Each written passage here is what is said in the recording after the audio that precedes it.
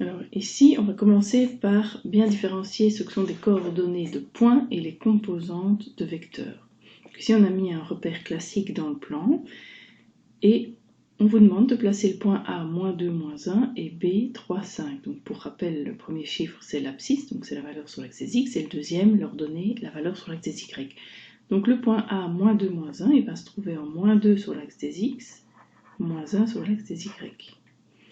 Alors que le point B, lui, va se trouver en 3 sur l'axe des X et 5 sur l'axe des Y.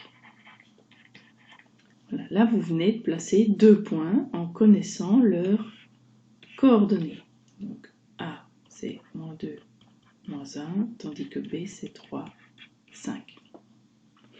En parallèle, maintenant, on va donc voir ce qu'est un vecteur dans le plan. Et un vecteur dans le plan, ça possède non pas des coordonnées, mais des composantes. Et les composantes, on les calcule en prenant les deux points en question, que je vais donner de manière très théorique ici, le point A qui a pour coordonnées xa, ya et le point B xb, yb. On observe que xa et ya sont écrits sur une même ligne, donc à l'horizontale. Pour calculer les composantes du vecteur AB, là je vais travailler maintenant à la verticale. Pour les x, je vais faire la différence du x de B avec le x de A, donc xp moins xa, sur y, pour donc la composante verticale, je vais faire yb moins ya.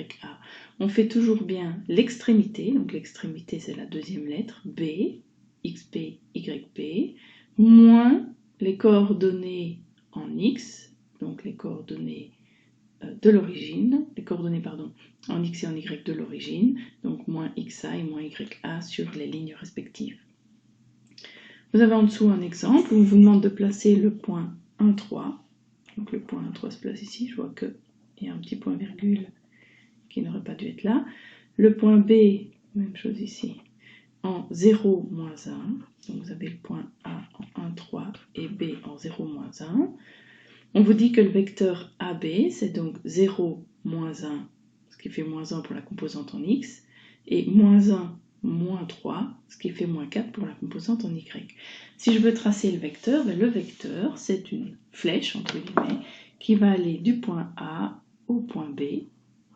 Et je n'oublie pas de mettre la flèche pour indiquer le sens de ce vecteur. Donc la direction, c'est l'inclinaison ici entre A et B. Le sens, c'est pour indiquer qu'on va de A vers B.